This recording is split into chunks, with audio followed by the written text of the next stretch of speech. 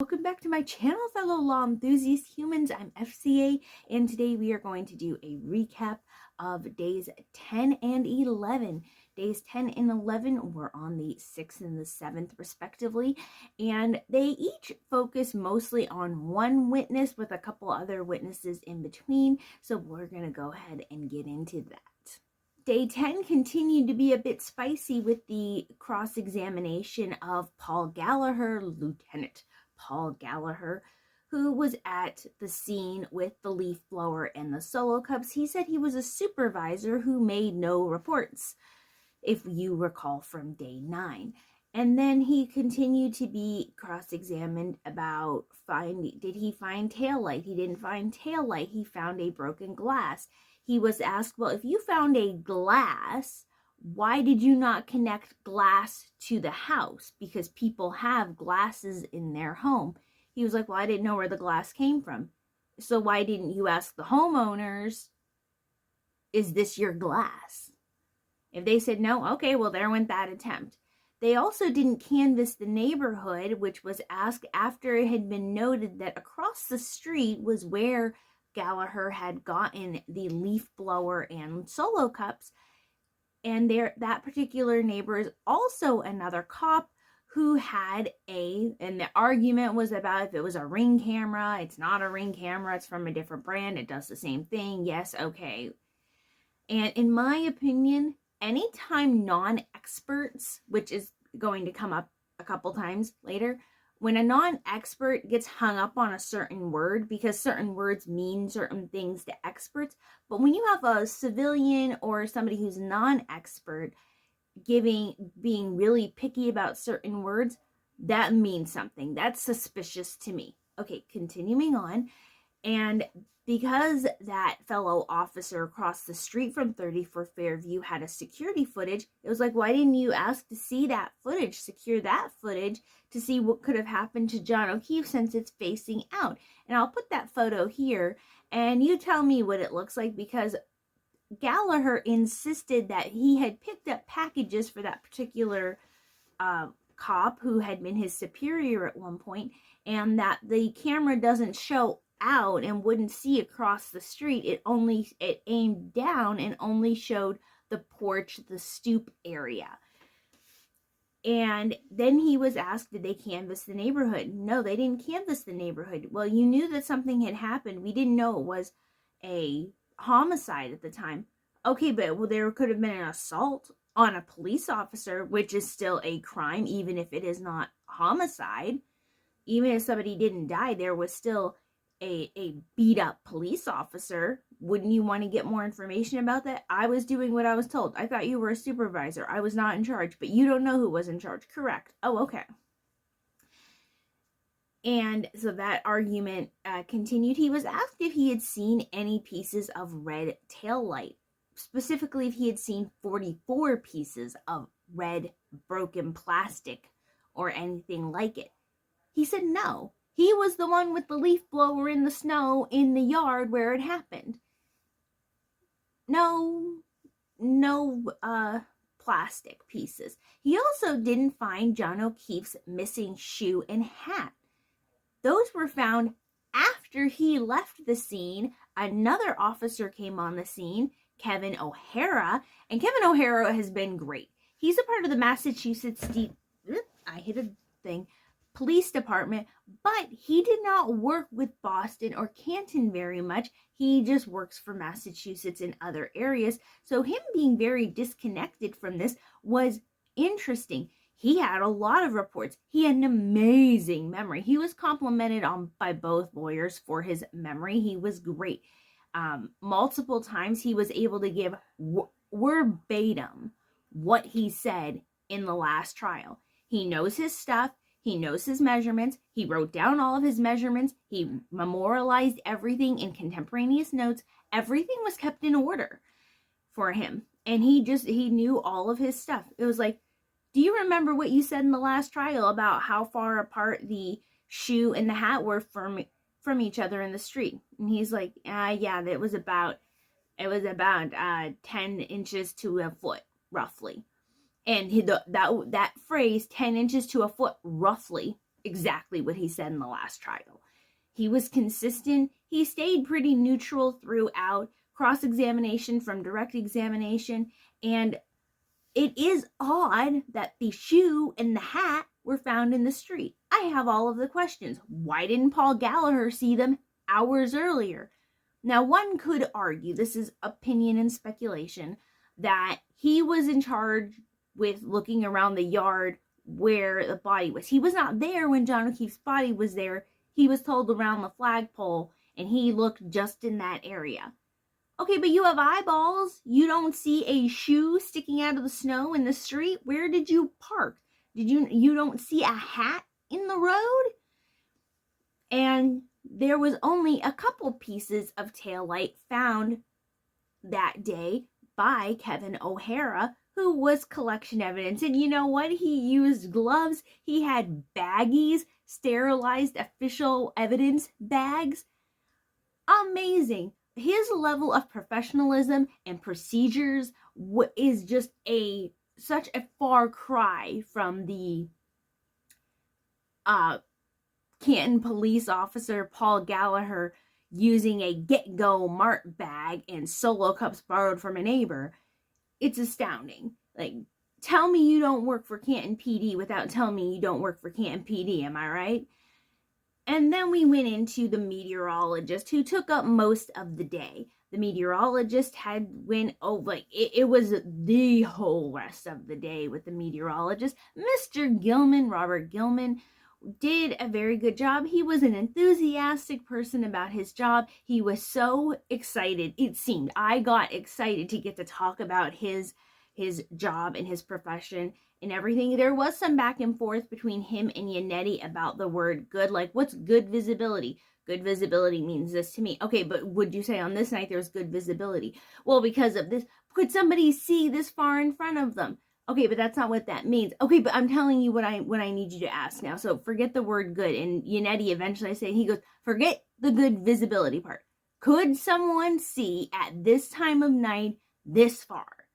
Referring to from the flagpole to the driveway, he gave the footage. And the meteorologist was like, yeah, quarter of a mile for good visibility. We're off the visibility thing. Yannetti was getting frustrated with, okay, just please answer the question. And he wasn't trying to be evasive. He was trying to be precise because he is an expert. And that's what they do. And when you ask experts whose whole thing is doing this thing, they're going to know that thing. For the most part. We have had some experts in the past where we're like, but this was him saying that the ground was frozen. It was hard enough that if somebody were to slip and hit the back of their head on it, that you couldn't get a shovel through it. So if somebody went bang, they could go bang, which was very helpful to the Commonwealth. However, what's not helpful to the Commonwealth, which helpful to the defense, is that the meteorologist had said that the heavy snowfall from the blizzard, it was one of the worst blizzards in years in Canton, Massachusetts. And it was like, okay, but it didn't start until after 4 a.m. Everyone, the alleged time of when John O'Keefe was either hit or dragged outside, whichever it is, was around 12:30. All right, 12:30 a.m. Most people had said that they were leaving, picking somebody up, whatever, between the hours of 1:30 and 2:30 in the morning. With there being only a light dusting of snow around 1:30, 2 to 3 a.m. was about an inch of snow. After 3:30, there would be an inch and a half of snow. And then after 3:30, 4 o'clock was when the heaviest part of the blizzard started coming in. And that's when snowfall would be no visibility, stay off the road, horrid conditions. Well, that didn't happen till after 4 in the morning.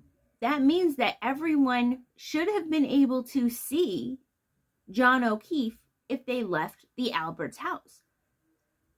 All the people who were leaving and entering should have been able to see a body on the ground. Nobody did. Okay. It's also very odd, going back to Kevin O'Hara's thing, of why nobody else saw the shoe and the hat that morning. Now, everyone was running around. There's lots of stuff happening. People aren't, paramedics aren't looking for evidence. They're looking to save somebody's life. Okay, understood. But nobody else saw any of that stuff afterwards. Paul Gallagher, you being a police officer, now listen, the man didn't make reports and was using borrowed Solo cups, so I don't know about his decision making, okay? But you would think that he would see hat and shoe on curb, because the flagpole to the curb isn't a huge distance. It's definitely an eyeball distance. But he didn't pick them up. It's not until hours later that a hat and a shoe were found out on the street. Now, them being out on the street's very suspicious, but if we're Karen Reed, okay, so it's reasonable that if he would have gotten hit, those things would have fallen off. If he would have tripped over them on the curb and stuff there, that they'd be near or in the street. But it's also suspicious that they weren't there before. Maybe they were put there, taken out of the house. Not that the house got canvassed or looked at, nobody got a search warrant for the Alberts house, but they were taken out anyway, just in case that did happen, I guess. Allegedly, maybe, that's a possibility, we don't know. And then we had started with Trooper Connor Keefe. There's a lot of O's and Keefes in this. There was Kevin O'Hara, and now there's Connor Keefe and John O'Keefe. But on day 11, at the end of that day, we also went into the beginning of what ended up being a relatively short testimony by Trooper Keefe, who really made it obvious that he did not like or approve of former Trooper Proctor. So he was the one who attended the autopsy. You want to know who didn't attend the autopsy, we found out? Now, I don't remember this from the other trial, but that Trooper Proctor, the lead investigator, didn't go to the autopsy. But what? You're the one in charge of the case of the homicide of this person, and you don't go to the autopsy? What? And he had found some pieces of taillight, but only a couple pieces. And we also had gotten the introduction of some footage after, do a wellness check on the niece and nephew at John's house. So there was a dash cam footage video about it. And when the trooper or the cop had parked at One Meadows, you could see Karen Reed's car. I'll put that picture up here. And there was a missing taillight, or I would look at that and go, that's a broken taillight. I can see where the red stops and the white is there and it doesn't match the other taillight. If I was behind that, I would go, oh, that's a broken taillight. But it wasn't shattered, what I would say, into 44 pieces or anything, as had later been found. And this particular Mr. O'Connor, I'm going to do that. Mr. Connor Keefe, trooper, he had found only a couple pieces, some relatively big chunks at the scene later after that, after Kevin O'Hara. There were multiple days and times that people kept going back to Fairview, and they kept finding more and more pieces of taillight weeks after the event. Okay. And Trooper Keefe was not pleased about talking about Trooper Proctor. On cross-examination, it was asked, were you ever the lead investigator? No, he had only been on there less than 10 years at the time, because he joined in 2017. So in 2022, he would not have had a lot of experience. It would not have been the lead investigator, particularly on a homicide case. It's just not common. And he seemed to be like, when he was asked about he had more experience, Trooper Proctor had more experience than Trooper Keefe, he was like, I mean, he was there longer than me, clearly making it shown that he did not think that Michael Proctor was more experienced. We don't know, and we'll never know, if he disliked Mr. Proctor before this happened, or if he is now just trying to disassociate. But he was keeping it distance. He's like, no, we weren't friends, no, we didn't hang out, no, none of that stuff. But he didn't come to the autopsy. But Trooper Keefe did. Proctor did not.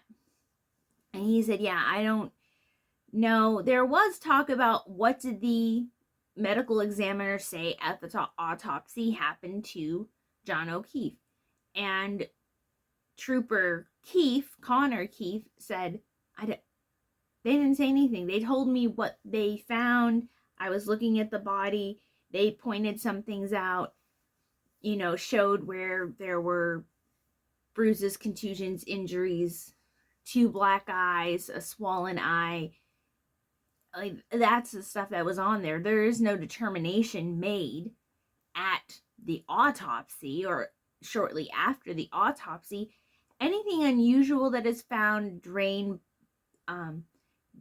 things like body fluid that gets drained from injuries, any unusual pieces of, if there's glass, if there's weird fabric, metal, anything like that gets found, stomach contents, that all gets sent to the toxicology lab, is what was explained. And it was explained that, yeah, you don't get that information till after toxicology. They don't make the medical examiner doesn't make decisions. They examine the body, and then that report gets used further down the line. Because unlike in the movies and TV shows, when we're watching those things, the autopsy, they're at the, you got the body on the table, and the person at the autopsy is like, yes, this is exactly how this person got killed.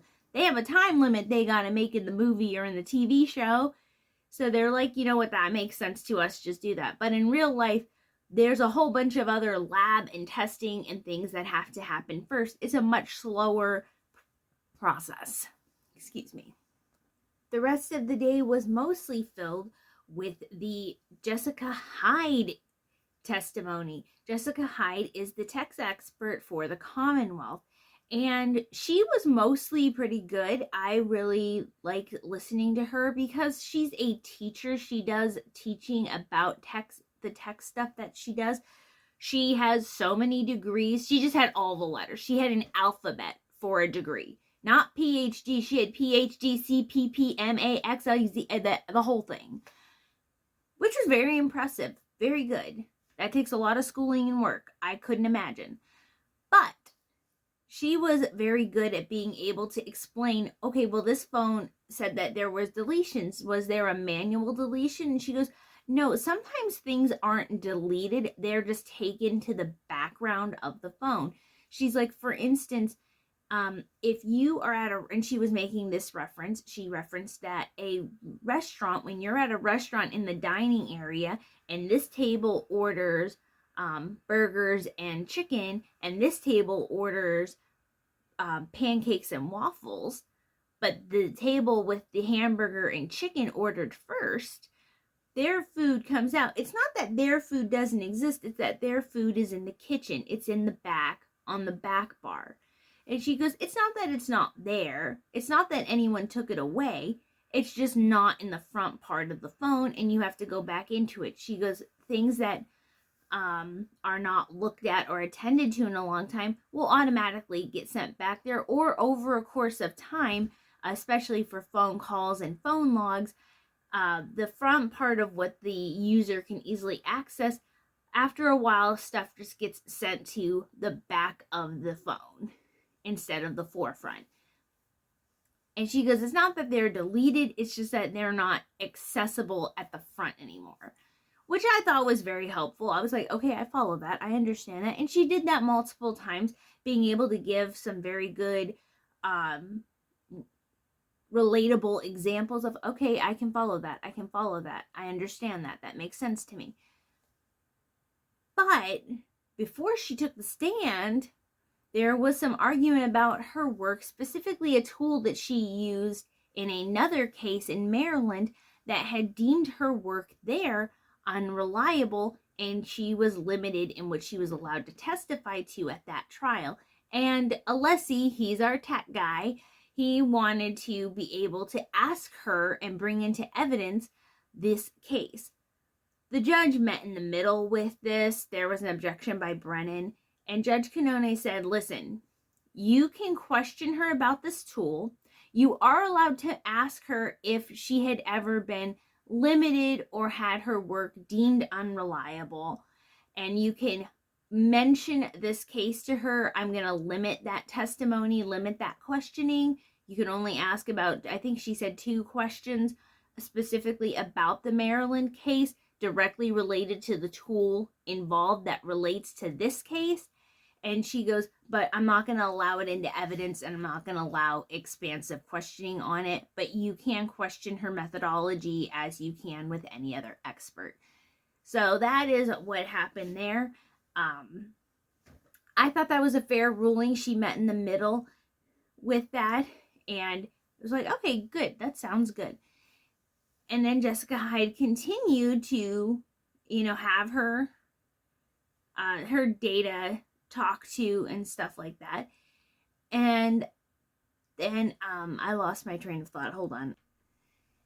And there were some contradictions within Jessica Hyde's research where she put, well, here's the number of interactions, but you didn't include this number of steps, and it changes the amount of time versus what you put down from one part of the report to the other, correct? And it was like, yeah, there would be an extra 2 minutes that I didn't account for because there was interaction. Because again, this was an expert who was saying what you're considering interaction and what I'm considering interaction are different. You're talking about anything happening to the phone at all as interaction with the phone, like the phone being moved.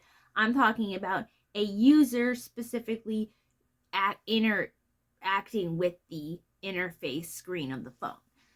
There was some back and forth about that. They kept talking over each other because Alessi's trying to get yes or no answers. She's an expert. She wants to explain all the experty things, and it's like, oh boy. And then she was explaining the use of a Faraday bag. A Faraday bag, apparently, I didn't know this, is a special bag that blocks phone signal from coming in. That way a remote wipe of the phone cannot be done, and also so that other data will not keep coming in. She said that movement of the phone, so tracking of steps and movement, will continue to be done because that relates not to signal or internet connection, but just to the phone itself being physically moved. As long as the phone is charged and on, it will continue to do that. The phone was not turned off. It was not put in a Faraday bag. We don't know where the phone went yet. And I do not remember from the last trial. After Carrie Roberts had picked up the phone from underneath John O'Keefe's body, she turned it over to someone. She said it was one of the officers. I handed it to somebody. And what did they do with it? Apparently, they just kind of held on to it, walked around with it. Everybody's hands are touching it, so there's DNA of everybody all over the place. It's continued, and it was not put in a Faraday bag. And Alessi, I think, made good use of this witness for himself, going, so in other cases, in professional law enforcement cases, they immediately put the phones into a Faraday bag to do all of the things before. And none of that was done here, not to my knowledge. And it was overall just mostly tech experty things. She was explaining what artifacts were. She was explaining how she examined things, how she does reviews, how you can do extractions. She, explained that Celebrate actually updated from a couple years ago. They changed a certain faction of things because it made it easier for law enforcement and tech experts who removed the data to be able to clearly see when certain things happened, so that it did not delete things that were looked at before or didn't overwrite them, as had happened in the cell phones during this case because of just the way Celebrate does their stuff. She said Celebrate changed their software and updated that stuff so that that's no longer a thing. And she also admitted that in the history database of of Jen McCabe's phone, that the House Long to Die in Cold searches, because there were a couple, they were not in the history database. So she made a search in Safari. Why weren't they in the history database? She says that there weren't manual deletions. Why weren't they in the history database? That wasn't explained. It was just, I didn't review that.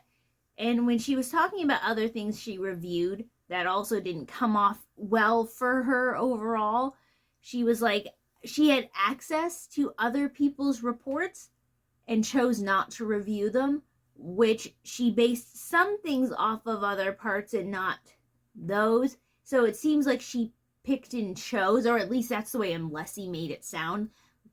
Like she specifically was either told or only chose to pick and choose certain areas of reports to review. So the jury's just going to have to make their mind up on that. I was getting, like, again, the techie stuff, just like the meteorology experty things. I was like, okay. And that is where we ended with that. We ended with her. I believe she got dismissed, and that is where we ended on day 11. We'll have to see what happens on day 12. We are supposedly getting close to the end of the estimated time that the Commonwealth said they would need. They said they would have a 3-week trial. We are in week 3. We've had a lot more full days of trial in the last couple weeks than we had in the first trial, and we've gone through a slew more witnesses than we did in the other trial, moving right along.